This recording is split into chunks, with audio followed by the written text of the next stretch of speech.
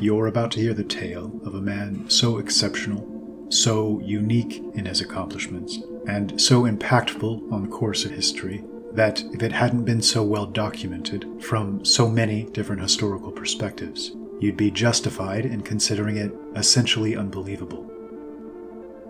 A man who made both Caesar and Napoleon feel humbled in comparison. A man whose energy and sheer force of will practically has no equal in recorded history, and who, perhaps even more impressively, wasn't just a conqueror par excellence, but unlike other great men in this category, such as Genghis Khan or Attila the Hun, he was a figure who seemed to be a man of wisdom, learning, nobility of spirit, and magnanimity. It's one thing to be able to inspire terror in one's foes and cause them to fall seemingly effortlessly, like a series of dominoes collapsing under their own gravity. It's another to be able to inspire genuine love and admiration in the process, to the extent that your men are willing to die for you at a moment's notice, and opponents are forever willing to compromise when they see all is likely lost, knowing they'll be dealt with honestly and justly. And this latter bit is key. Those great conquerors who lacked this sense of tact and diplomacy and good graces so often eventually found themselves opposed, desperately, by massive forces with sky-high morale and firm sense of purpose, knowing what would happen to their women and children, their nation, and all future generations should they lose. It's what stopped Attila in his tracks at long last, and what prevented the Mongols succeeding in their similarly relentless push westward. Alexander the Great's empire would eventually stretch across the majority of the, quote, civilized world. And if not for his untimely death in 323 BC, at the young age of 32, one wonders how profoundly different the world's trajectory might have been. From the moment of his birth, the stars seemed to be aligned in his favor.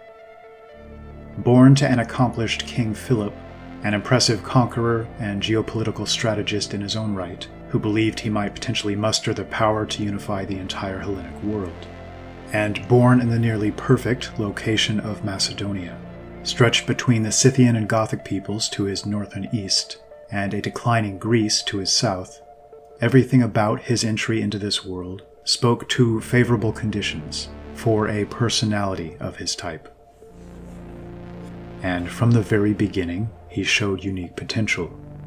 Plutarch tells us, while he was yet very young, he entertained the ambassadors from the king of Persia, in the absence of his father, and entering much into conversation with them, gained so much upon them by his affability and the questions he asked them, which were far from being childish or trifling, for he inquired of them the length of the ways, the nature of the road into Inner Asia, the character of their king, how he carried himself to his enemies, and what forces he was able to bring into the field, that they were struck with admiration of him, and looked upon the ability so much famed of Philip to be nothing in comparison with the forwardness and high purpose that appeared thus early in his son. Whenever he heard Philip had taken any town of importance or won any signal victory, instead of rejoicing at it altogether, he would tell his companions that his father would anticipate everything, and leave him and them no opportunities of performing great and illustrious actions. For, being more bent upon action and glory than either upon pleasure or riches, he esteemed all that he should receive from his father as a diminution and prevention of his own future achievements, and would have chosen rather to succeed to a kingdom involved in troubles and wars, which would have afforded him frequent exercise of his courage and a large field of honor, than to one already flourishing and settled, where his inheritance would be an inactive life and the mere enjoyment of wealth and luxury." End quote. He would be personally tutored by Aristotle, one of the greatest minds of his age, or any other for that matter, and raised on the greatest works of literature of the day, showing a special love for Homer and his masterful Iliad. And a simple story of his early years illustrates clearly just what type of budding personality this was. A Thessalian horse trader was showing his wares to King Philip. Among them was a large black stallion that had proven so utterly unmanageable that he was said to be a danger to his own handlers. Naturally, Philip turned down the animal. But the keen eye of the then 13-year-old Alexander had noticed that the horse was not malicious, but rather scared of his own shadow. The boy called out a challenge to the men, mocking them for losing out on such a great horse because they lacked the skill to handle him. Philip rebuked him, but Alexander persisted. So, father and son made a wager on the exorbitant price of the horse, dependent on whether Alexander could handle him. The young boy took the horse, turned him from his shadow, and mounted up, galloping effortlessly around the arena. Philip was immensely proud, and is recorded to have remarked that Alexander would have to seek a kingdom greater than his own, for Macedonia would not be big enough for him. This horse, whom Alexander was to name Bucephalus, was to go on to become perhaps the most famous horse in history, and remain by his side in nearly every major battle until their final days. It's said the horse refused all other riders besides Alexander, and the king was devoted to his horse. Once, while in the land of the Uxians, the locals had raided the Macedonian camp and made away with goods and livestock, including Bucephalus. Alexander had a proclamation sent out promising to kill every last inhabitant of the land if his horse was not returned. The threat was taken with absolute seriousness, and the bandits quickly surrendered their prize to save their lives. And though Philip may have indeed voiced the sentiment that Macedonia would not be enough for Alexander, the man who raised the future conqueror and set the stage for his dominance was an impressive leader and tactician in his own right. Learning from experience, he'd made several changes and refinements to his army, especially in the context of allowing for more mobility, greater agility, and flexibility. This, coupled with their unique training and drilling, caused, quote, the army to move so quickly from point to point that the enemy often couldn't believe that they'd arrived. With the help of his elite companion cavalry, derived from those noble and aristocratic families of the age, with enough money to outfit them and sufficient free time to properly train, these blitzkrieg-style tactics began to be honed to perfection. By 18, Alexander was already leading an attack against the Thebans at the head of a portion of Philip's army, while Philip simultaneously attacked Athens. Both were successful. The relationship between Philip and Alexander certainly wasn't wholly free from tension, especially after Philip set Alexander's mother, Olympias, aside in favor of a niece of one of his generals named Cleopatra. Tension soon boiled over during the wedding celebrations, to the extent that a very much drunken Philip actually pulled his sword on Alexander, only to then fall sprawling to the floor, leading Alexander to remark, "Here is the man you would have lead you against the Persians. He stumbles jumping from one seat to the next." These tensions would soon be compounded with the naming of Cleopatra's first child, Philip. And yet, Philip seemed to love and respect Alexander, and sincerely desire that Alexander be his successor. So much so that he wanted him by his side at a royal wedding celebration in 338 BC. It was during these festivities that Pausanias, the captain of Philip's royal bodyguard, stabbed the king in the heart and killed him. Pausanias' motives were never established, though it is highly likely that he was in Persian pay. But either way, he was killed trying to escape. Whatever the reasons for his actions, Philip was dead, and Alexander was proclaimed king by Philip's generals and the leading men in Macedonia. At age 20, he was now ruler of Macedon and hegemon of the League of Corinth. A legendary encounter took place in Corinth in his early years. Alexander, who through his tutelage by Aristotle had developed an admiration for wise men, approached Diogenes and asked him if the king of Macedon might do anything for him. It's said that Diogenes, who was sitting in the public square at the time, sourly looked up at him and told Alexander that he could get out of his son. It's said that this remark produced a good-natured laugh, and prompted Alexander to later say, "If I could not be Alexander, I would be Diogenes."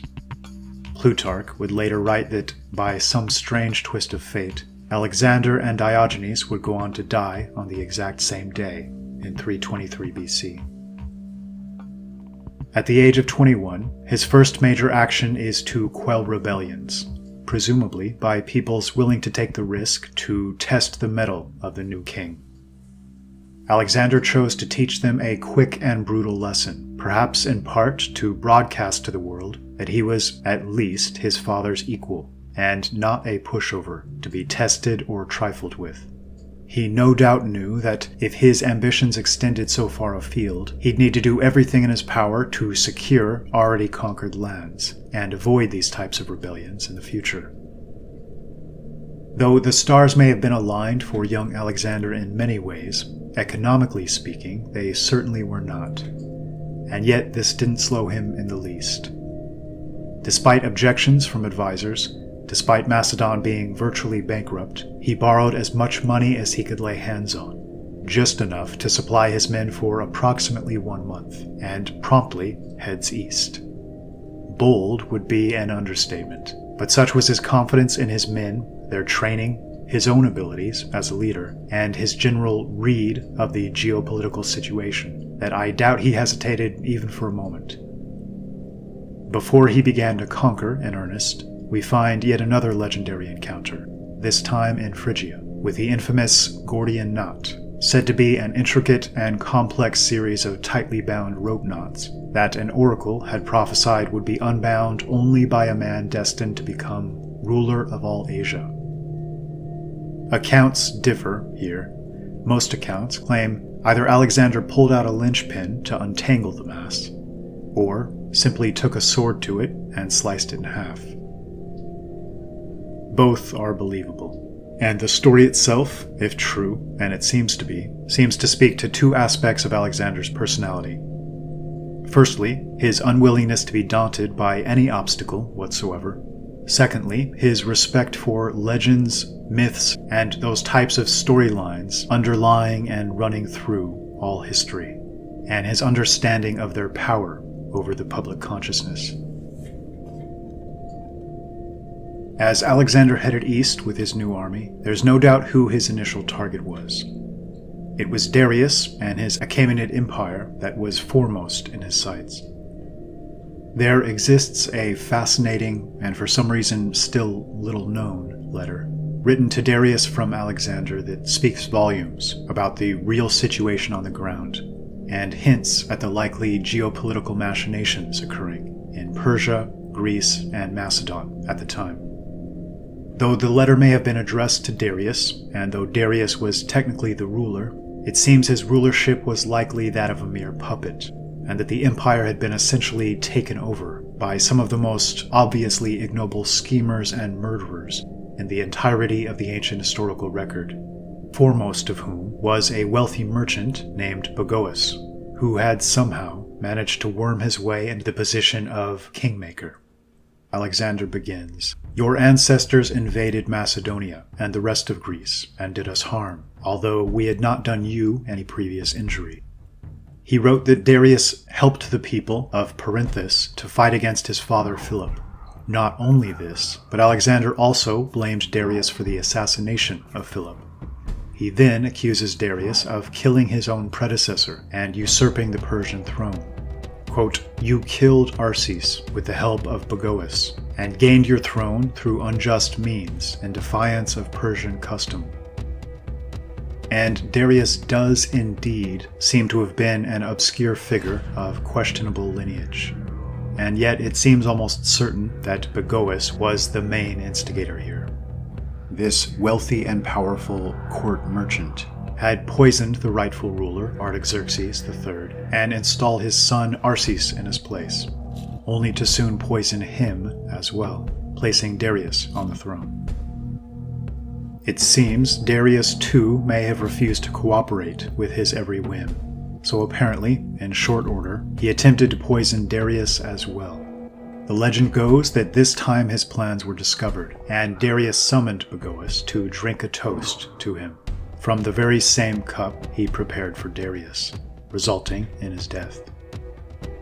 This revolting little scoundrel, Bagoas, is the tip of the iceberg with regard to the treachery and deceit and sordid intrigue that seem to take over this entire region like a dark cloud around this period of time. Alexander's disgust here seemed very much justified. His letter to Darius continues, "Your envoys corrupted my men and sought to destroy the peace which I established amongst the Greeks." This is an intriguing line, and it's a shame we don't have further elaboration. But again, one has to believe Alexander was likely justified. Dating back to approximately 500 BC, the historical record with regard to the Persians, Medians, and Chaldeans becomes so strangely muddled and confused, replete with multiple usurpations, not just of thrones, but even of names and identities, exemplified by the case of Bardia, of the so-called false Smerdis, in which a Magian priest is said to have pretended to be the rightful ruler, until the ruse was eventually discovered and he was killed. Though even these details aren't the least bit certain or clear. And in fact, it may even be that this supposed false Smerdis was indeed the rightful inheritor of power, and this story, created for posterity, was the real deception. In short, something very strange and very dark was transpiring at the highest levels, and this coinciding with images of rulers shown on coins of the era, beginning to show a very different racial or ethnic type rising to prominence. And to this very day, conventional history seems as muddled as ever as to the truth behind it all. And finally, Alexander concludes his letter forcefully, wishing to leave no doubt as to the true nature of the power dynamic between the two men. "In the future, whenever you communicate with me, send to me as the king of Asia. Do not write to me as an equal." In his letter, Alexander emphasized that Darius should meet him in person in order to negotiate any future settlement. But it's said that Darius was too frightened to meet face to face. And so, after winning several battles in quick succession and liberating a number of cities from Persian rule, Alexander and Darius finally met face to face on the field of battle instead. Their first meeting would be in the Battle of Issus in southern Anatolia in November of 333 BC, with Alexander's approximately 37,000 Macedonians outnumbered at least 2-1. Though some estimates put the total number in the Persian retinue at approximately 500,000. Though the Persians experienced some early success in the battle, the Macedonians were undoubtedly the superior force, with vastly superior leadership and organization, and the companion cavalry quickly took control of the engagement, with Alexander himself at their head, personally crashing through enemy lines in pursuit of a frightened Darius, only to be forced to turn back, seeing his left and center flanks in trouble, and riding to assist. Such was the slaughter on that day, that Alexander and his bodyguards, as they again set out in direct pursuit of Darius, were able to cross a ravine, according to accounts, atop the piled bodies of dead Persians. Alexander had scored a decisive and dominant victory, and personally chased his disgraced foe from the battlefield. And while Darius managed to evade his grasp, he'd fled so quickly that much of his family was left behind, leading to the capture of his wife, his mother, and his 2 daughters. Their ultimate score would need to be settled another day, but the tone had been set. However, before he resumed his push eastward, Alexander's conquering force moved south toward Egypt. In 332 BC, when Alexander the Great was laying siege to Tyre, a city in present-day Lebanon, he received yet another letter from Darius. Darius's tone changed from whining and justifications to an offer. In his new letter, he proposed to offer 3 gifts to Alexander to end the enmity between the 2 empires. A ransom of 10,000 drachma in exchange for his captured family, all territory to the west of the Euphrates River, and his daughter's hand in marriage. So attractive was the offer that Parmenion, a competent general who'd served his father well for many years, who was 44 years older than Alexander, and thus very much in a different season of life, is said to have stated, "Were I Alexander, I would accept." To which Alexander is said to have responded, "So would I, were I Parmenion." Alexander continued the siege, demolishing Tyre, with Darius and his entire Persian Empire now squarely in his sights. Arrian, in his work The Anabasis of Alexander, written in the 2nd century AD, gives us this insightful, almost poetic take. Quote, "As for the exact thoughts in Alexander's mind, I am neither able nor concerned to guess them, but this I think I can state, that nothing common or mean would have been his intention. He would not have remained content with any of his conquests, not even if he had added the British Isles to Europe.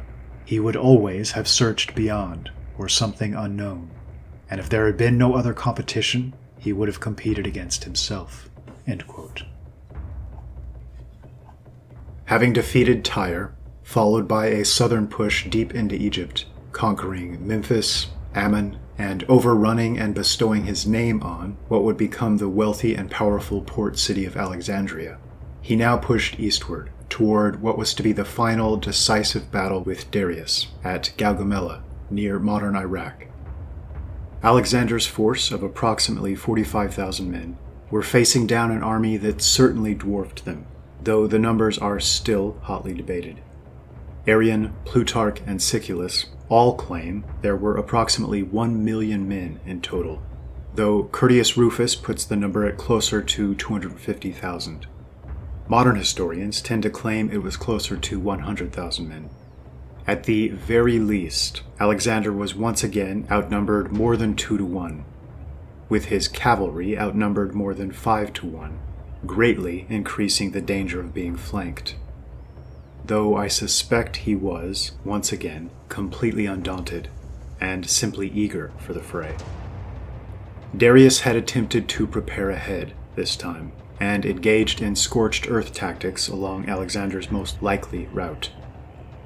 Alexander simply sidestepped this trap, opting for a more northerly route, arriving unaffected with a healthy force. It's said that the battle was fierce, but Alexander's decision to again charge directly for Darius with his best men caused complete disarray among the sprawling mercenary force of Persia. There's some debate as to whether Darius's army abandoned him, or the more widely accepted view that Darius himself again turned tail and fled in a frightened haste. And again, Alexander was hot on his heels. But having apparently received a desperate message from his trusted general Parmenion, who'd been encircled by Persian cavalry and needed immediate help, Alexander once again had to give up the personal chase. As word spread that Darius had fled the field, the battle was clearly decided. And yet again, Alexander had administered a crushing, dominant defeat, despite the long odds. The shift in the balance of power was now clear for all to see. There was a new predominant force on the world stage. Darius had already been living amidst a dangerous sea of intrigue and scheming and power-hungry opportunists. But now, having lost 2 major battles and fled the battlefield in disgrace, his hold on power had never been more tenuous. Open rebellion now stirred, led by 2 figures named Nabarzanes and Bessus. Darius was now in a hopeless position, but faced with the choice of the great conqueror or the traitors in his midst, he seems to have preferred that the empire fall to Alexander. He's said to have communicated to Bessus that, quote, he had as much evidence of Alexander's sense of justice as of his courage, and any who expected a reward for betrayal from him were mistaken.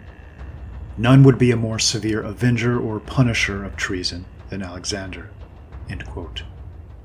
Despite his captivity, Darius was destined to have some vindication, for his assertion that Alexander would despise the treacherous generals would be proven true. Upon encountering deserters and learning of Darius's imprisonment, Alexander and a small force of the most physically fit men in his army tore across the countryside on horseback, intent on catching the Persians. When Bessus and Nabarzanes learned of Alexander's impending arrival, they went to the wagon serving as Darius's prison and tried to convince the king to mount a horse and run with them to escape Alexander. Darius, however, declared that the gods had come to avenge him, and, calling for Alexander's protection, refused to go along with the traitors. In a fury, they speared their king many times and left him for dead in the cart. They also wounded the animals so that they couldn't carry Darius away. Alexander's men would later stumble upon the dying Darius by sheer chance. Upon Darius's request, they brought him some water from the stream, and, quote, he then desired that the following message should be given to Alexander. That, quote, he died without having done him any acts of kindness, but a debtor to him for the greatest, since he had found his feelings towards his mother and children to be those of a prince, not of a foe. That he had been more happy in his enemy than in his relations, for by his enemy life had been granted to his mother and children, but taken from himself by his relatives, to whom he had given both life and kingdoms, and that such a requital must therefore be made them as his conqueror should please. For himself, that he made the only return to Alexander which he could at the point of death, by praying to the gods above and below, and the powers that protected kings, that the empire of the world might fall to his lot. End quote. Some accounts indicate that Alexander arrived before Darius had died, received the Persian king's final blessing in person, and swore to Darius that he would avenge his death. Either way, upon seeing the great king of Persia come to such an end, it's said that Alexander was grieved to the point of tears. He covered the body with his own cloak and ordered that Darius's body be returned to Persepolis to lie in state, before being honored with a full Persian funeral and laid to rest among his royal ancestors. Alexander then pursued and executed Bessus for betraying his own king. Some say he was killed in that infamous old method of being tied between two trees, bent heavily and secured in place, and when the securing ropes were cut, as the trees powerfully swung back to their natural position, his body was ripped in two. A powerful will is often the mark of a great man. Being able to fully harness and control that will is the mark of a still greater. Alexander was objectively exceptional in this regard, and his accomplishments objectively testify to this better than mere sophistry or argumentation ever could. But there were moments in which he loosed these reins and let himself go. One, in particular, that likely haunted him, to some degree, until his final days. A rift was developing between he and some of his men, who, in my personal opinion, both had valid points. The Macedonians, naturally, felt great nationalistic pride in their accomplishments. They'd finally overcome the great enemy of all Greeks, and wanted the Persians to feel the weight of their boot, to suffer all the usual indignities of a defeated party, who once boasted so proudly and brazenly.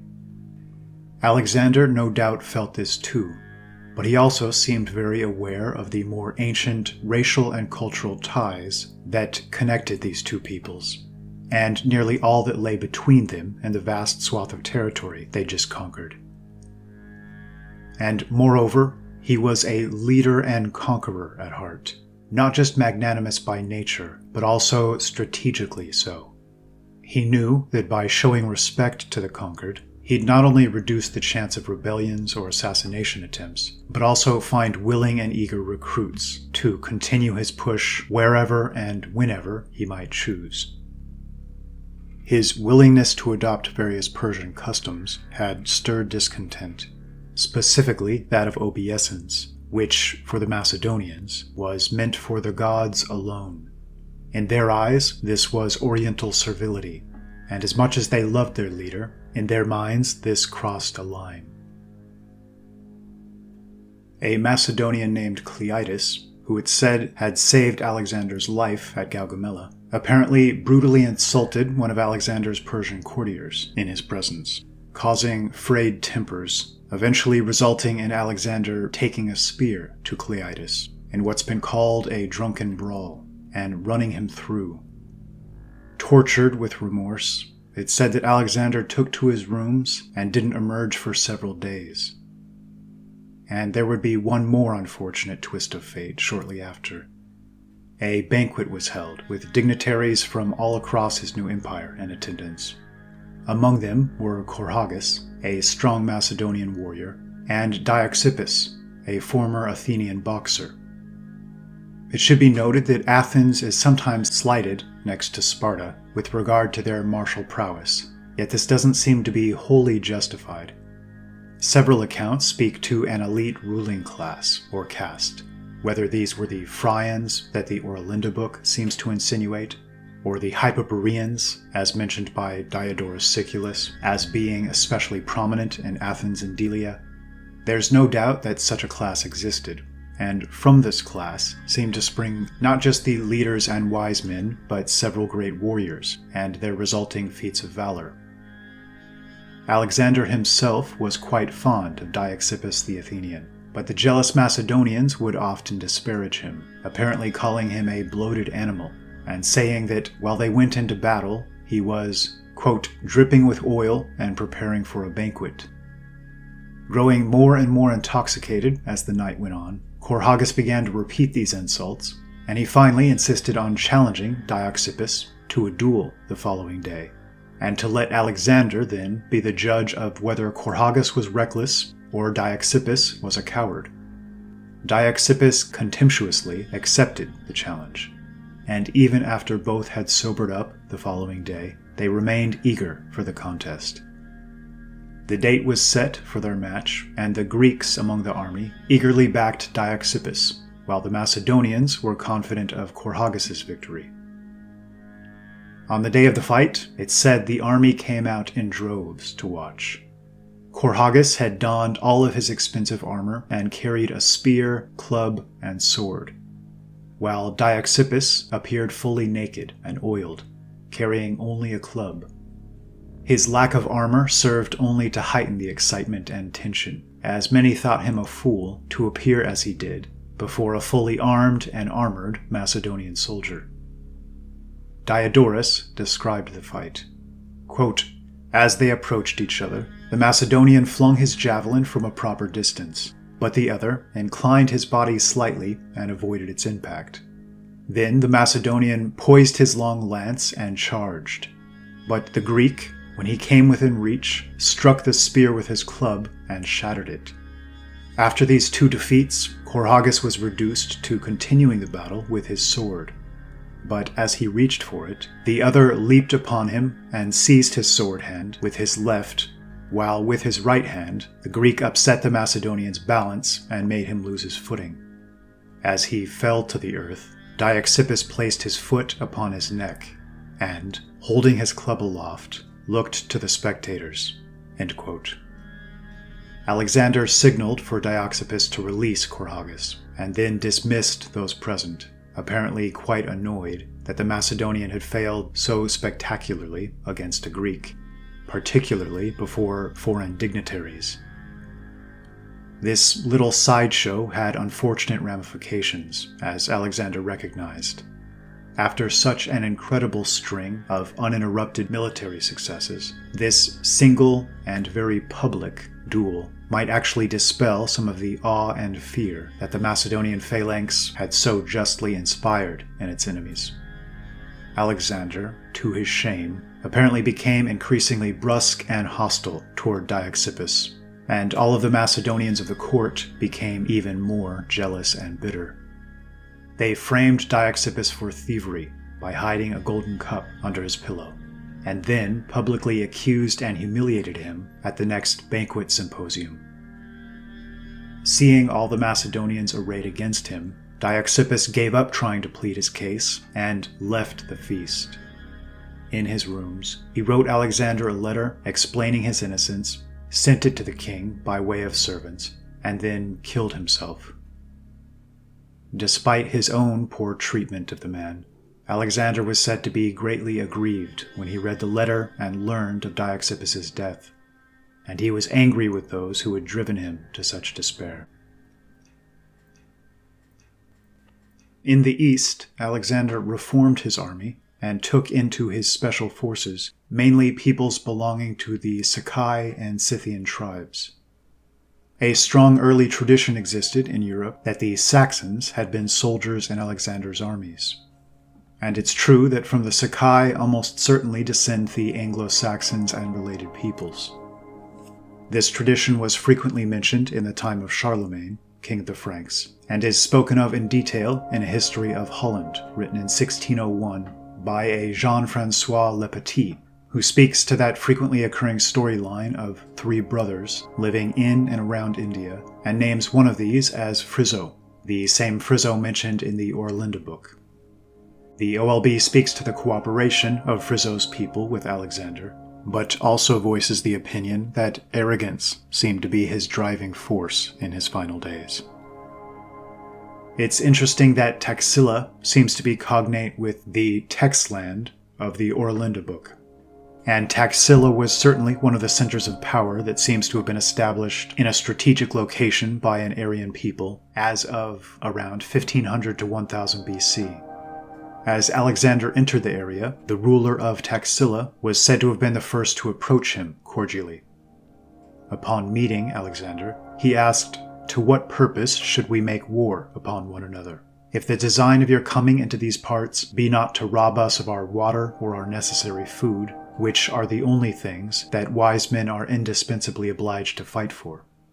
As for other riches and possessions, as they are accounted in the eye of the world, if I am better provided of them than you, I am ready to let you share with me. But if fortune has been more liberal to you than me, I have no objection to be obliged to you."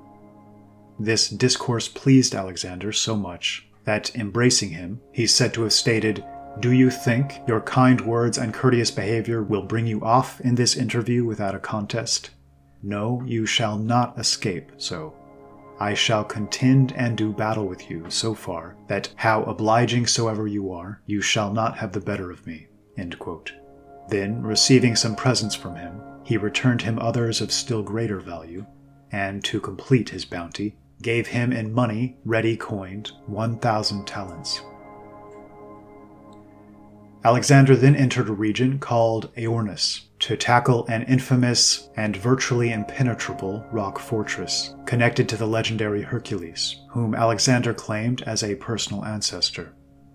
Though immensely difficult and somewhat costly, the young Macedonians' creative tactics and sheer force of will wouldn't be denied, and soon Alexander was master of the rock that had, supposedly, defeated Heracles.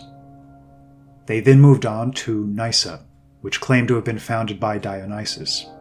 After sending out a wise man or sage to plead their case to the conqueror, it's said that Alexander was pleased and asked only for horsemen from the army, but otherwise left the city safe and independent. In 326 BC, Alexander was to come face to face with Porus, and the largest army he'd faced since the defeat of Darius at Gaugamela. Tens of thousands strong, and containing the famed and greatly feared war elephants. Alexander's men, however, at this stage were some of the most experienced and battle-hardened in history, and they'd planned for this. As the elephants charged, they simply opened up their battle lines, let them pass through, and then descended in mass to spear the riders from the beasts. Porus, said to have been a giant of a man, was universally accounted to have led competently and fought with extraordinary courage, as was Porus's relative and foremost ally in the fight, named Spartacus, which seems to have been of direct lineage with the Spitamid clan, from which the famed Zoroaster descended. Arrian's account tells us Porus had played a distinguished role in the battle, not only as commander-in-chief but also as a fine soldier. Faced with the slaughter of his cavalry, his elephants either dead on the field or wandering in a pitiful state after the loss of their drivers, and most of his infantry killed, he still kept fighting on as long as there was any Indian unit holding together sufficiently to offer resistance. It was only when he was wounded that he finally turned his elephant and began his own withdrawal. Alexander dearly wanted to save the life of a great man he had seen fight a noble battle. Other historians have credited Porus's elephant, which apparently took particular care of the king and defended him fiercely in the battle. Plutarch says that while Porus rode from the field, he took many wounds from the Macedonians, who rained arrows on him. When Porus began to weaken from his wounds, the elephant knelt to the ground to prevent him from falling, and the elephant even allegedly began to carefully pull out the arrows with his own trunk. Curtius claimed that the animal fought to the death to protect Porus, for he would not allow anyone to touch Porus after he was overcome by his wounds, and had to be killed before any man could get near to the Indian king. Porus was brought before Alexander, and upon exchanging words, the two men formed a deep mutual respect. Alexander not only granted Porus continued rule over his former lands, but even gave him greater territory from the regions that he had conquered, more than doubling Porus's original holdings. For his part, it's said that Porus remained unswervingly loyal to the Macedonian king for the remainder of his days. It's probable that few generals have pushed their men to their limits to the extent that Alexander did. The number of battles fought, where the Macedonians often greatly outnumbered, the amount of distance covered, often in difficult terrain and in largely unknown and hostile territory in which any local could suddenly prove to be an enemy. As much as they loved and respected their leader, with no end to their journey in sight, many seemed to finally be at their breaking point. Hearing of the unrest, Alexander gathered his men together and addressed them as a body, assuring them of the riches and glory to come, and begging them to continue to follow him. Curtius gave an account of the discussion.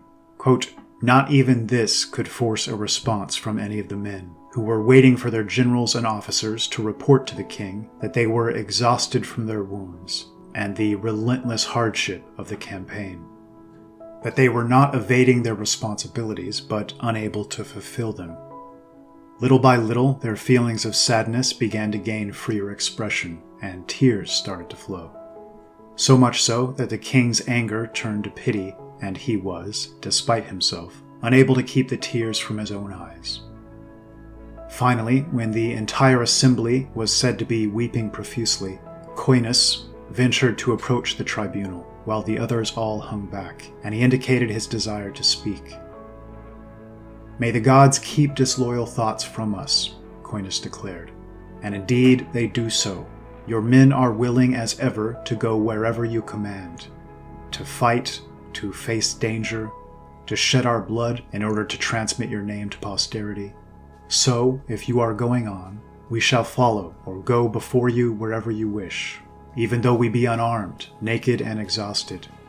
But if you are prepared to hear the sincere words of your soldiers, wrung out of them by dire necessity, then please lend a sympathetic ear to men who have unfailingly followed your orders and your leadership, and will continue to do so wherever you go. But will you expose this fine army naked to wild beasts? Why strive for glory by a circuitous route when it sits so close at hand? Here, too, you face the ocean. Unless you prefer aimless wandering, we have reached the point to which your fortune has been leading you." When Coinus concluded his speech, shouting and weeping arose all around him, the mingled cries of the men declaring Alexander their king, their father, their lord. Angered by their persistence and uncertain what to do, Alexander jumped down from the platform where he had been speaking and concluded the meeting for the day. The following day he reconvened the men, but he was still angry. And as he dismissed them, he insisted that if they desired to turn back, they should do so. He would remain, with or without them, and find those who would support him, including the Persian soldiers, once enemies, who now gave him their allegiance. Any who wished to go home were free to do so, and they could tell their friends back in Macedonia that they had returned alone, leaving their king surrounded by enemies. After this, he shut himself in his tent, allowing none to enter besides his usual servants and attendants, not even his close friends. He remained there for 2 days, and on the 3rd day finally emerged. Apparently, now placated, Alexander announced to their great joy that they were heading home, and he ordered his men to mark this easternmost point with 12 large altars of stone. The army then began the laborious task of retracing their steps back to the Hydaspes River and the new cities of Bucephala and Nicaea. And they did indeed begin to head in the direction of home, but this didn't mean the battles were over. Alexander still had the Malians and the Brahmins to deal with, the 2 remaining holdouts standing in the way of their total dominance in the region. By this point, Alexander had split his army into several smaller portions, each commanded by one of his top generals. They swept through the land, clearing all remaining resistance from the Malians. The only remaining holdout was a group that had sought sanctuary in a city belonging to the Brahmins. They moved quickly to the city and prepared for a final confrontation with the last remaining members of the Malian tribe. When the assault began, Alexander ordered his men to set their siege ladders against the fortress wall, but they hesitated, unwilling to lose their lives in what seemed to be another unnecessary battle, this one against a strongly fortified enemy city. When he could not convince his men to climb, Alexander jumped onto the ladders himself and climbed to the top of the wall, ignoring the arrows that were being rained down by defenders. Alexander reached the top of the battlements and cleared a path through the defenders, cutting down some with his sword and knocking others off the wall by battering them with his shield. Realizing that he was utterly exposed, alone, and tiring, he made the decision to jump down into the fort itself, hoping that he could strike fear into the Malians, or, failing that, at least die a noble death. Landing on his feet, Alexander found an old tree near the wall, and used it to protect his back as he faced down the onslaught of the Malians, who now realized that the Macedonian king stood alone within their walls. The first few to rush at Alexander were quickly disposed of by the conqueror, including the Malian leader himself, according to Arrian's account, after which none dared attack him directly, but instead stayed at a distance, flinging spears and arrows. Alexander managed to block these with his shield and effectively defend himself, until one Malian managed to hit him with a 4-foot arrow that lodged itself along his right side. The initial wound lost him a massive amount of blood and dropped him to his knees. He still managed to defend himself, but he was growing weaker every moment until he finally collapsed on his shield. Thinking him dead, the man who shot the arrow ran up to strip the body and claim his victory. But this act motivated Alexander once again, and he managed to lift his sword and bury it in his attacker's side. He tried to lift himself to his feet by holding onto the tree limb, but he sank back to his knees.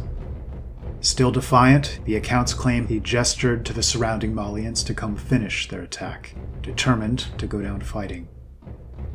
Meanwhile, outside the walls, the army had fallen into chaos.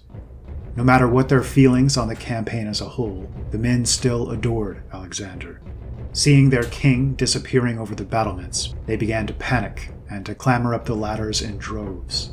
In fact, it's said that so many men jumped onto the ladders that they broke under the weight, and only Peucestus, Leonatus, Aristonus, and Timaeus managed to reach the walls before the ladders were lost.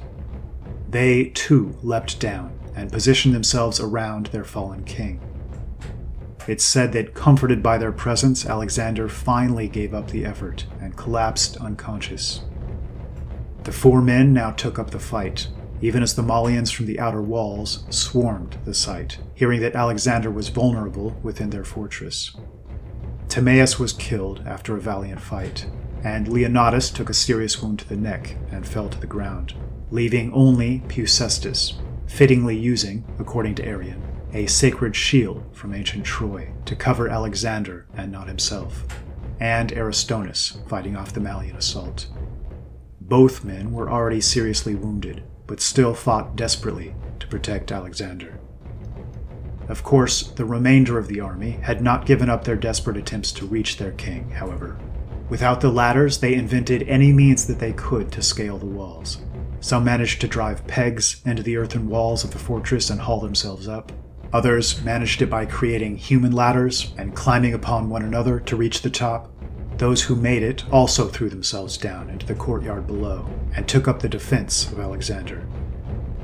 Seeing their king down, they let out a loud cry, and the men still outside the wall, believing Alexander to be dead, became frenzied. They smashed through the walls with their pickaxes and swept through the stronghold, massacring everyone they encountered, apparently including women and children in their rage. Hearing rumors of his death as he lay ailing, Alexander resolved to immediately dispel them. He had himself taken on a boat to be sailed down the nearby river to the army's camp. When the men saw him move, they began to cheer. He called for his horse, and managing to mount it, it's said that the entire army applauded. Some even cried with relief. Craterus, one of Alexander's most experienced and capable generals, is recounted to have said to Alexander, quote, "Do you think that an enemy advance, even supposing that they were now standing on our rampart, would cause us more anxiety than does our concern for your health, on which, as matters now stand, you set little value? I shudder to think of what we saw a short time ago. I fear to put it into words. How those vile hands would have sullied spoils taken from your invincible body, had not fortune pitied us and intervened to save you. We who were unable to keep up with you are all traitors and deserters. You may brand the mark of disgrace on your soldiers, one and all. None will refuse to atone for the offense. But we beg you to save yourself and allow us to bear the danger which you so recklessly embrace." End quote. As they arrived to the last city of the Brahmins, called Harmatelia, Alexander designed to get them out of their stronghold by a ruse. He sent a small force against the wall, ordering them to retreat should the inhabitants make a sortie out. This they did, and the Macedonian soldiers made a show of a frightened retreat. The Brahmins, unsurprisingly, pursued them, only to be ambushed by Alexander with his full force. The Macedonians killed many and captured more. It was a quick skirmish in comparison to many of the previous battles, but it proved more gruesome and deadly than many others. As the battle came to a close, the Macedonians realized to their horror that their comrades who were wounded, even those barely scratched by enemy weapons, were suffering terribly. Diodorus explained, quote, "The body became numb immediately, and then sharp pains followed, and convulsions and shivering shook the whole frame. The skin became cold and livid, and bile appeared in the vomit, while a black froth was exuded from the wound and gangrene set in. And this spread quickly and overran to the vital parts of the body. It brought a horrible death to the victim." End quote. It seemed the Brahmins, realizing that they were outmatched by Alexander's forces, had dipped their weapons in poison derived from snakes that were killed and left in the sun. They had evidently hoped that one of them could reach Alexander and thereby dispose of the young conqueror. They failed to hit Alexander, but they did cause a superficial wound to the shoulder of Ptolemy, a noble, respected, and accomplished soldier and personal bodyguard, one of Alexander's closest friends since childhood. It's said that after losing sleep from worry, eventually the fatigue overcame Alexander, and he fell into a deep slumber, experiencing a prophetic dream in which a snake brought him the plant that could cure the poison. Upon waking, he sent his men to look for the plant, and when it was found, it did indeed manage to cure Ptolemy. Whatever the source of the knowledge, a medicinal plant was found that proved effective, and Ptolemy successfully recovered. Alexander then settled his army into the region to wait out the remainder of the winter and sent Leonidas to dig wells along the army's most likely route of travel. He also dispatched Nearchus, another figure mentioned in the Oralinda book, in conjunction with Alexander, with several ships to explore the ocean and report on its properties. For though Alexander was a relentless conqueror, he was also spurred on by a desire for adventure and discovery, and a general interest in the world. Educated in philosophy, as mentioned by the legendary Aristotle himself, Alexander maintained a keen interest in geography, biology, botany, and in his earlier campaigns he often sent samples back to Aristotle for further study. Among the numerous tales of great courage and heroism and exceptional generalship, it shouldn't be forgotten that Alexander was certainly not without flaw, and his was not a life completely free from blunder or mistake. Perhaps the greatest of these was the attempted passage of the Gedrosian Desert. Historians disagree as to how aware he was of its dangers. The celebrated Queen Semiramis had passed through on her retreat from India, and the story was that she emerged with only 20 survivors among her whole army. Persian Emperor Cyrus the Great was also said to have crossed the desert, and only 7 lived through the experience. Some even claim he was aware, and that it was ego that caused him to try to tackle this greatest of obstacles, and risk his men in so doing. If true, this certainly ranks as perhaps the greatest sin, in the ancient and broadest sense of that word, akin to missing the mark, of his unprecedented leadership career, and one that would leave him consumed with grief and remorse. Heat, lack of water, immense sand dunes which broke or bogged down men, animals, and carts alike, and the most inhospitable of conditions, all conspired to make this passage a hell on earth. To stay alive, men began to find any excuse to kill off and consume the baggage animals, and had to leave numerous compatriots behind, debilitated by exhaustion, heat stroke, hunger, and thirst, and there was nothing that could possibly be done to save them. Despite perhaps being directly responsible for their suffering, Alexander, true to form, still somehow managed to endear himself further to his men during the trials of the Gedrosian Desert, for he suffered alongside them through every hardship, pardoned them for acts of desperation, and supported the soldiers through his error. He even refused to ride a horse, thus joining his soldiers in trudging on foot through the difficult sands. On one particular occasion, he won further respect. A small group of men had wandered off to search for water and found the barest trickle in a shallow torrent bed. Gathering what pitiful bit they could into one of their helmets, they brought it to their king. According to Curtius, he accepted the gift and thanked them for their trouble. Then, with the helmet in his hands and everybody watching him, he poured its contents on the ground. The effect of this gesture on the morale of the entire army was as if every man had been refreshed by a draught of the water which Alexander had poured away. They were in this together, and if they didn't survive, Alexander would certainly be willing to perish with them, a fact I don't think any of his men had reason to doubt at this point. With Alexander and just 5 others summoning the strength to strike out ahead of the pack, they finally came upon a shoreline and a small source of fresh water and salvation. At long last, they'd made it. And though no doubt haunted by the cries of the scores of men they were forced to leave behind, fate had decreed that this remnant would live to tell the tale. One of the elements of Alexander's accomplishments that often gets overlooked is just how much territory he covered.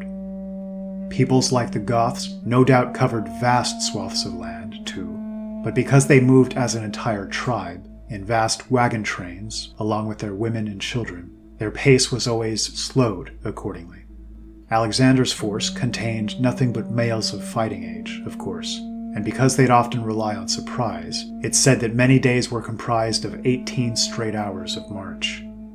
He was already well educated by some of the brightest minds in the world, but it might be said that these years of first-hand experience in navigating across much of the known world with an army in tow granted him one of the clearest understandings of geography, topography, and terrain, knowledge he'd make excellent use of to his final days.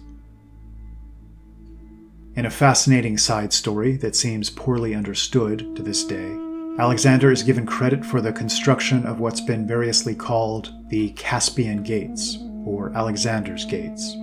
whose very location, even, is still debated to this day. The legend has it that the gates were constructed to prevent the passage of what was called unclean hordes, depicted in ancient art with beaked noses, said to eat worms, dogs, human cadavers, and fetuses. It's all but impossible to separate fact from fiction, but it seems this may have been a reference to a people related to the Khazars, and or relatives of the Hunnish or Mongol people. An obscure account of Friar Carpini's journey to Mongolia in the 1240s is unique in alleging that these Caspian mountains in Mongolia is, quote, where the Jews, called Gog and Magog by their fellow countrymen, are said to have been shut in by Alexander, end quote. In the Borgia map, a copper-engraved world map probably produced in southern Germany in 1430, the most eastern part contains 2 fortified regions, depicting Gog and Magog, with the following Latin inscriptions. The province of Gog, in which the Jews were confined during the time of Artaxerxes, king of the Persians. Magog. In these 2 are large people and giants who are full of all kinds of bad behaviors. These Jews were collected by Artaxerxes from all parts of Persia. Scholar Peter Golden speculated that the Khazar ethnos was essentially a conglomerate of Turkic nations, including the Sabirs and North Caucasian Huns, as well as elements of the Gokturks. As Arthur Kessler puts it, the Khazars, quote, claim the status of a chosen race, even though they weren't descended from Abraham's seed, end quote, which seems reminiscent of the similar Edomite or Idumean peoples who largely took over the temple in Israel, as well as the label Judahite after their forced conversion by John Hyrcanus in the 2nd century BC, which has subsequently morphed into the modern term Jew. The author of the fanciful Travels of Sir John Mandeville, a 14th century bestseller, said he had found these Jews in Central Asia, whereas Gog and Magog, they had been imprisoned by Alexander, plotting to escape and join with the Jews of Europe to destroy Christians, one of the works which gave rise to the legend of the Red Jews, or Rote Juden, in Middle Ages Germany. In the Alexander Romance, another fanciful tale, it simply recounts them as a, quote, race of heathens, purposefully enclosed behind a great wall. This biblical term of Gog and Magog has become so convoluted and muddled as to be rendered almost useless. But it did seem to be believed that these gates were constructed to keep out a people similar to those famous or infamous groups so responsible for pushing the Germanic peoples ever further west throughout the ages and wreaking havoc on their nations. Not merely through the rampaging, mixed and mercenary armies that seemed endless in number, but from inside as well, through schemes, court intrigue, and bribery. The 9th century monk Christian of Stavelot said the Khazars were, quote, living in the lands of Gog and Magog, and the Arab traveler Ibn Fadlan spoke to the same belief. Quote, some hold the opinion that Gog and Magog are the Khazars, end quote. Some modern historians have attempted to argue that the peoples that Alexander wished to contain were the Scythians, but unless one stretches the definition of Scythians to the extent that they encompass the Turkic and Mongol and Khazarian forces that moved into their territory after they'd begun their mass migration westward, as some modern historians unfortunately do, this claim seems a bit ridiculous. Additionally, it's recounted that peoples like the Alans and other Scythian relatives and offshoots were always allowed free passage, and Alexander seemed to have a great respect for the Scythians and their related Gothic and Sakai or Saxon people groups, and this seems to have been largely mutual. Philip married a daughter of the Gothic king Gudilla. It's said that in the east, Alexander reformed his army and took into his special forces mainly peoples belonging to the Sakai and Scythian tribes. And it's said that from an early date, Alexander incorporated Scythian horsemen into his famous phalanx, and in fact, copied the famous wedge-shaped military formation from the Scythians. As mentioned, the great leaders Porus and Taxila in India, who so earned Alexander's respect, were almost certainly of the direct lineage of the Sakai, and from these ancient Sakai, in turn, almost certainly descend the Saxons and later Anglo-Saxons and related peoples. To quote Victor Rydberg's Investigations into Germanic Mythology, quote, "From the Longobardians, I now pass to the great Germanic group of peoples comprised in the term Saxons. Their historian, Widukind, who wrote his chronicle in the 10th century, begins by telling what he has learned about the origin of the Saxons. Here, he says, different opinions are opposed to each other. According to one opinion, held by those who knew the Greeks and Romans, the Saxons are descended from the remnants of Alexander the Great's Macedonian army. According to the other, which is based on native traditions, the Saxons are descended from Danes and Northmen." End quote. And speaking personally, I tend to believe both of these opinions are potentially true to varying degrees. The Macedonians themselves were not just geographically near, but seemed to have a fair bit in common with the wilder, non-royal steppe Scythians on their borderlands. And though they certainly sparred, with Philip, in fact, being one of the few to briefly best them, with the killing of their king Aetius, who apparently took to the field of battle at the impressive age of 92, the mutual respect evidenced throughout the historical record is clear. As the dust settled, and with the passage of time, as nations and empires rise and fall, as populations migrate and the geopolitical scene changes and evolves, it's the stories and legends that best stand this test of time. Although there are some intriguing genetic and cultural anomalies worth noting. It's said that this large army of Alexander's, containing both Macedonians and auxiliaries from several kindred and allied peoples, left several traces along their path, still visible to this day to the discerning eye. The Hunza people are rumored to be descended from Alexander the Great's army, and are famed for living extremely long, healthy, simple, and happy lives, and for being able to conceive, apparently, well into their 60s and 70s. The Kalash people, because of their higher frequency of fair skin and blue eyes relative to their neighbors, coupled with legends and cultural traditions of significant numbers of Alexander's men settling in the region, has led to a popular hypothesis that several of their descendants were indeed Alexander the Great's soldiers who followed him on his campaign in India. Fascinatingly, a genetic study by Hellenthal in 2014 seems to show a genetic connection between the Kalash and modern Austrians and Germans. Because they're currently landlocked in an Islamic and thus fairly hostile region, a religion to which they've steadfastly refused to convert, they're also a rapidly disappearing people, but are said to retain their pride and sense of identity nonetheless. Further proof of the power and mystique of this great conqueror and his seemingly invincible armies, that even the hint of genetic or cultural ancestry might shape a people's notions of themselves across millennia. In 323 BC, at the young age of 32, Alexander fell mysteriously ill and languished in bed, likely in agony, for nearly 2 weeks. His inability or unwillingness to clearly name a successor shouldn't be surprising. To a personality like Alexander, a quiet death in bed after all he'd been through likely seemed impossible, and the mere discussion of such a possibility perhaps insulting, defeatist, or seen as a bad omen. The phrase, "after me the deluge," comes from the French king Louis XIV, but I've always felt this sentiment may have just as well been expressed by Alexander.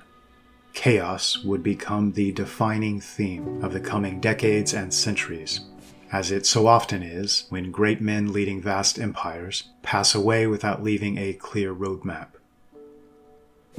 On his deathbed, some historians claim that when he was pressed to name a successor, Alexander muttered that his empire should go, quote, "to the strongest." Other sources claim that he passed his signet ring to his general, Perdiccas, thereby naming him successor. But whatever his choices were or may have been, one thing is certain: no clear succession plan was followed. Alexander's generals, all of them with the loyalty of their own armies at their back, would proceed to tear each other apart in a vicious internal struggle that lasted almost half a century before 4 factions emerged victorious: Macedonia, the Seleucid Empire in the east, the Kingdom of Pergamon in Asia Minor, and the Ptolemaic dynasty in Egypt. During the course of these wars, Alexander's only heir, the posthumously born Alexander III, was murdered, along with his mother, who both fell to poisoning, extinguishing his bloodline forever. I've always been a bit stunned and baffled at the inclination of modern historians to discount the possibility of poisoning being the cause of his own death. Alexander had spent a lifetime brutally punishing traitors, schemers, and intriguers. And considering the story of Bagoas and the endless series of poisonings in Persia, which of course now was part of his own empire, and considering that even the Macedonian court itself was beginning to fall victim to this disgusting behavior throughout Alexander's days, the idea that this man with the robustness of a Rasputin and a guardian angel that seemed to work overtime throughout every moment of his life could simply pass away bedridden in the prime of his life because of too much wine, or the sudden onset of some mystery disease, seems to me far less believable and logical than the theory of foul play. To give voice to my own intuitive speculation here, with emphasis on speculation because these waters are even still as murky as ever, I do believe he was probably murdered. With such an incredibly high percentage of the foremost men all around him during his lifetime and just after, meeting similar, sudden mysterious deaths, and with Alexander being without a doubt the foremost target of the jackals who use such methods to worm their way up the ladders of power and influence, this seems to me the more likely case. After years of dismissing the idea, at least a portion of relevant academia is beginning to come around. A Dr. Shep and a Dr. Pat Wheatley of Otago University published a paper in the medical journal Clinical Toxicology making a plausible case for the type of poison that may have been used, one that produces the physical effects mentioned in the accounts of Alexander's last days, and one known and available to the men of his age, called white hellebore. This could have been slipped into his wine, and with a bit of sweetening to hide the bitterness, may have gone largely unnoticed until it was far too late.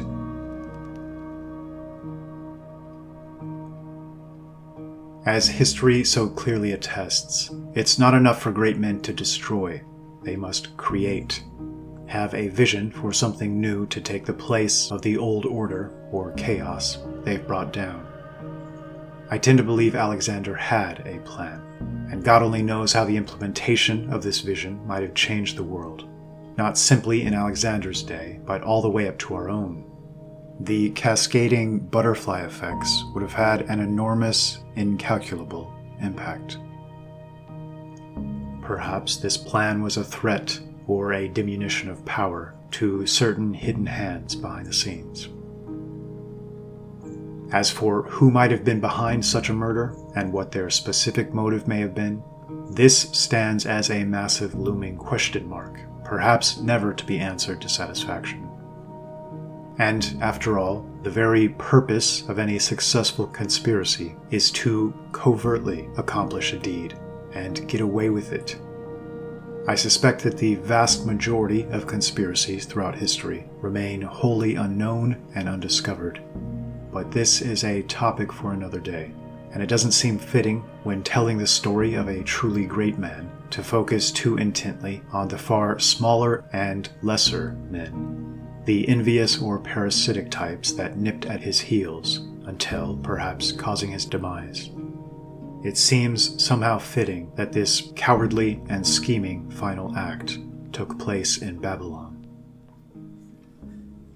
For all of his faults, Alexander the Great was one of the most capable soldiers, leaders, strategicians, conquerors, and organizers and uniters of men to ever live.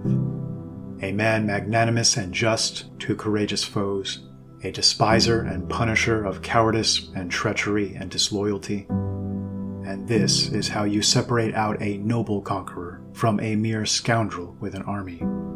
History is replete with examples of his opposite type, who, when a great enemy warrior is finally brought to heel after wreaking such havoc, let their emotion and petty anger blind them, and either killed or tortured or otherwise mistreated the courageous hero or leader whose only fault was his bravery and competence on the battlefield. Alexander, however, didn't just show courage himself, he genuinely respected it in his foes.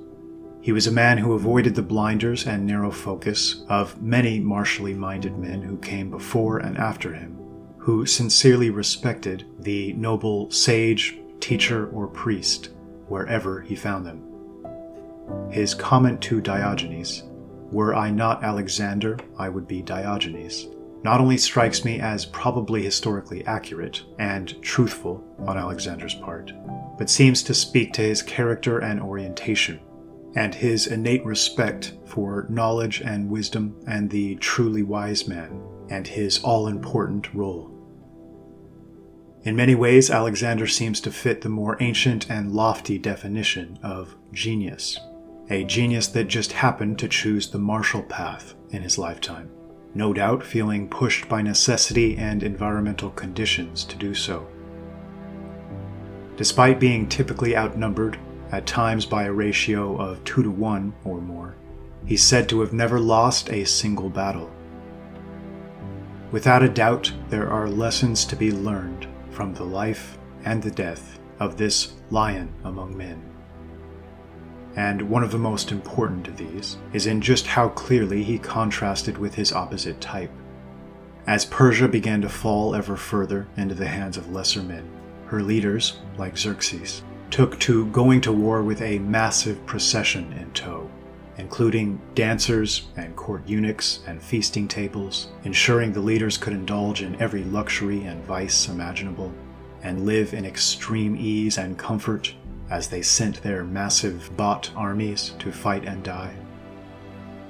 Alexander, on the other hand, cultivated a highly trained, highly mobile force capable of brutally effective blitzkrieg tactics. And Alexander himself not only led the fighting, but quite literally couldn't help himself from personally plunging into the thick of it, perhaps knowing that he could dictate the pace and flow of the fighting by doing so, due to his soldiers' love for him and desire to keep him safe at all costs. While other conquerors used their victories to spitefully punish the most successful individual warriors or the most valiant nations or peoples, and applauded treachery whenever it might benefit them, Alexander had a deep innate respect for the capable warrior and for courage itself, regardless of whether these traits were possessed by friend or foe, and despised treachery and disloyalty, and went out of his way to punish those responsible, even when the treacherous actions stood to benefit him. More than anything, Alexander seemed fundamentally honest and forthright in his approach. While court intrigue and scheming eunuchs made use of poison and conspiracies to work from the shadows, Alexander, mounted on his trusty steed at the head of his men, basked in the sunlight and open air, spoke his intent clearly and openly, and followed through on his threats and promises. He would spend a mere 32 years on this earth, and yet managed to live every last one of them to its fullest. And in doing so, reoriented our collective vision of what's possible, and left a lasting imprint on the human psyche that will never fade. Much respect. May the mortal shell rest in peace, and the spirit of the man, and the legend it left in its wake, live on.